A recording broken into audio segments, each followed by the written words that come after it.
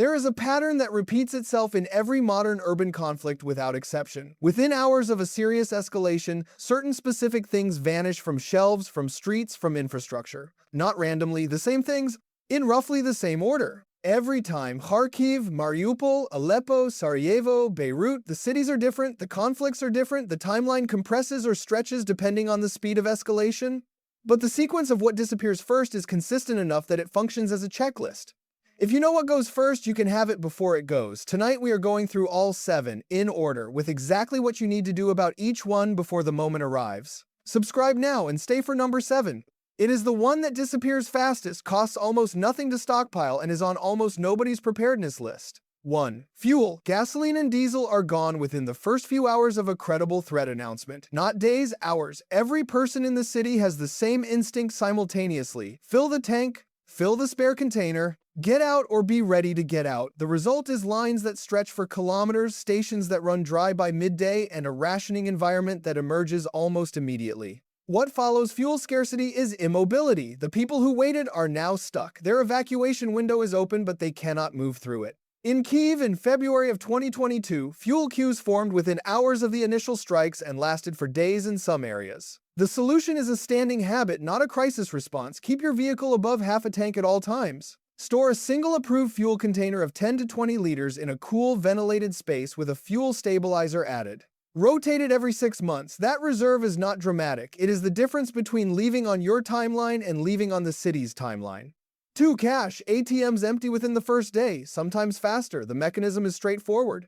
Power becomes unreliable, card readers stop processing, and people revert to cash for every transaction simultaneously. The ATM network, which is designed for normal daily withdrawal volume, gets hit with the entire city's demand in a single morning and runs dry. What follows is a two-tier economy. People with physical cash can still buy what remains on shelves. People without it cannot, regardless of what their bank balance says. In the early days of the Beirut crisis, functional cash became so scarce that barter emerged within the same week. This is not a complicated fix. Keep a minimum of 2 to 3 days of household expenses in physical cash at home in small denominations, 5s, 10s, 20s. Not in a safe that requires a combination under stress. Somewhere accessible in under 30 seconds. Refresh it periodically so it does not sit for years. That cash is not an investment. It is operational currency for the hours when the digital economy stops working. 3. Bottled water and water storage capacity. Shelves clear within the first hours of any serious emergency announcement. People who arrive at a supermarket 4 hours after an escalation announcement find the water aisle completely empty and the restocking truck not coming. This is documented behavior in every urban emergency, from hurricanes to conflicts to grid failures. The deeper problem is that municipal water infrastructure itself becomes unreliable shortly after. Pumping stations lose power, treatment plants shut down, pipe pressure drops. What was safe to drink yesterday may not be today, and you have no way to verify it without testing equipment you do not own. Store water before there is any reason to. The minimum is 4 liters per person per day for drinking and basic sanitation. For a family of 4, that is a serious volume. Stackable water containers, food-grade storage barrels, and commercial bottled water all work. The point is to have it already, because the moment everyone else decides they need it, the supply is gone and it is not coming back on a predictable timeline. 4. Bread, flour, and staple grains. Bakeries close, supply chains to supermarkets break down. And the psychological association between bread and basic stability means that it is among the first items cleared from shelves in any crisis environment. In the early days of the Sarajevo siege, bread became so scarce that people were killed standing in lines to buy it. The secondary issue is that flour, rice, and pasta, the home production fallbacks, disappear in the same wave.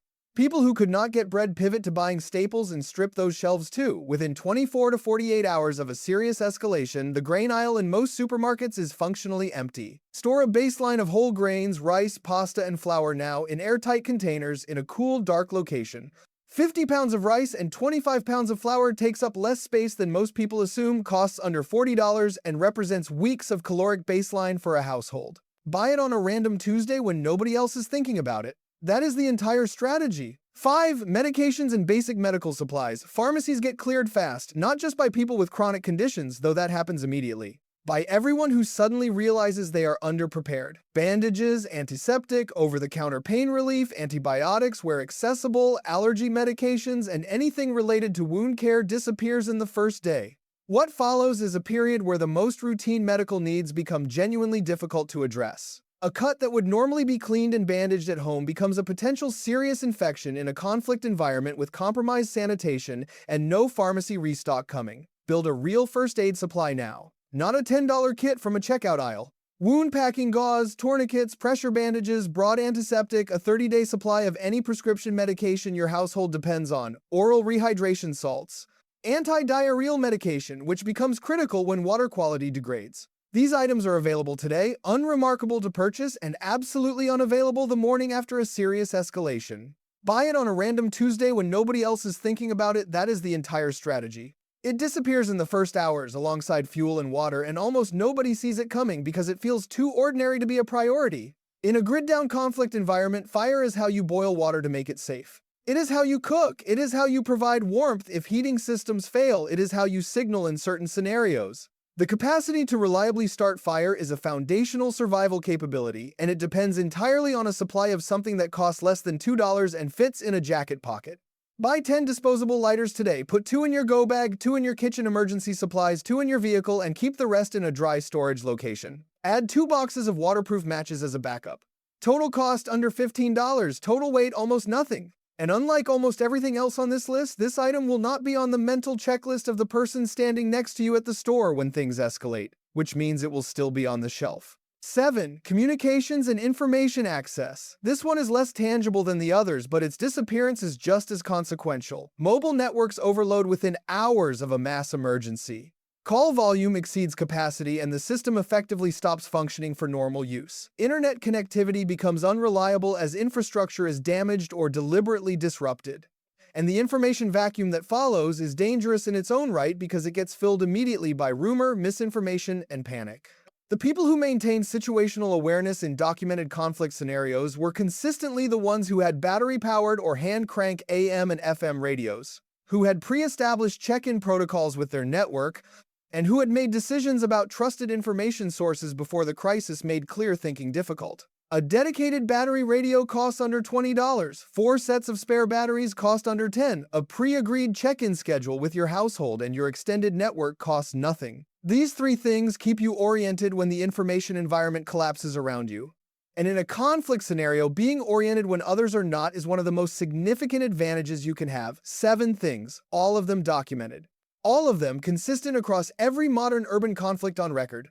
None of them require significant money, significant space, or significant time to address. The question is never whether these things will disappear. The pattern is too consistent to doubt. The question is only whether you will have them before the pattern repeats itself in your city. Start with whichever one on this list you do not have right now. Close that gap this week, then come back and close the next one. Drop a comment below and tell me which of these 7 you already have covered and which one caught you off guard. I read every comment on this channel. Subscribe if this is the kind of preparation content your feed has been missing, and the next video is one I have been building for a while.